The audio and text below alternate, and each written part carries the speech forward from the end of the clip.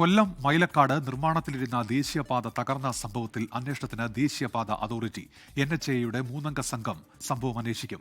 ഇന്ന് തന്നെ അന്വേഷണം ആരംഭിക്കാനാണ് ജില്ലാ കളക്ടർ നൽകിയിരിക്കുന്ന നിർദ്ദേശം. അരുൺരാജുണ്ട് കൊല്ലത്ത് നിന്ന് ഇപ്പോൾ വിവരങ്ങളുമായി. അരുൺ, വിശദാംശങ്ങൾ.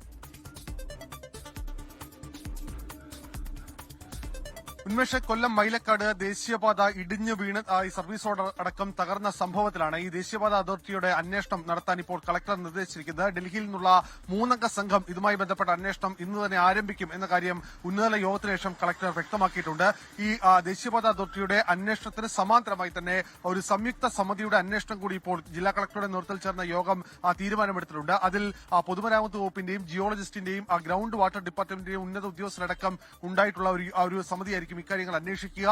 ഈ മൈലക്കാട് പോലെ സമീപത്തെ മേവറം, അതുപോലെ തന്നെ ഈ സമീപത്തിനുള്ള പാറക്കുളം അടക്കമുള്ള ഭാഗങ്ങളിൽ, കടവൂരടക്കമുള്ള ഭാഗങ്ങളിൽ അപകട ഭീഷണി നിൽക്കുന്ന സമാന രീതിയിലുള്ള ഭാഗങ്ങളും പരിശോധനയ്ക്ക് വിധേയമാകും. ഇതേ സ്ഥലങ്ങളിലെ മണ്ണടക്കം പരിശോധിച്ച് ഇവിടെ സുരക്ഷിതത്വമാണോ എന്ന കാര്യം ഉറപ്പുവരുത്തിയ ശേഷമായിരിക്കും തുടർ പ്രവർത്തനങ്ങൾക്കടക്കം ഇനി അനുമതി നൽകുക. ഡിസംബർ 8-ന് മാത്രമായിരിക്കും ഇതുവഴിയുള്ള ഗതാഗതം, ഈ മൈലക്കാട് വഴിയുള്ള ഗതാഗതം ഇനി തുറന്നു കൊടുക്കുക. അതുവരെ നിലവിലുള്ള ഗതാഗത ക്രമീകരണങ്ങളും ജനങ്ങൾ സഹകരിക്കണമെന്ന ആവശ്യമാണ് കളക്ടർ മുന്നോട്ട് വച്ചിരിക്കുന്നത്. അതേസമയം ഈ വിഷയങ്ങൾ എല്ലാം നടക്കുമ്പോഴും എന്താണ് അപകടത്തിന്റെ കാരണമെന്ന് വ്യക്തമാക്കാൻ ഈ നാഷണൽ ഹൈവേ അതോറിറ്റിയോ അതുമായി ബന്ധപ്പെട്ട ഈ നിർമ്മാണ കമ്പനിയോ ഒന്നും തന്നെ തയ്യാറായിട്ടില്ല.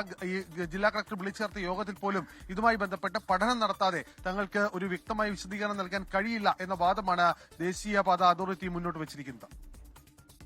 അരുൺരാജാണ് വിവരങ്ങൾ നൽകിയത്. ലോകത്തെവിടെയായാലും ഏത് സമയത്തും 24 വാർത്തകളും ഓഗ്മെന്റഡ് റിയാലിറ്റി പാക്കേജുകളും എക്സ്പ്ലെയിനറുകളും വിശദമായി കാണാൻ ഞങ്ങളുടെ യൂട്യൂബ് ചാനൽ നിങ്ങൾക്ക് സബ്സ്ക്രൈബ് ചെയ്യാം.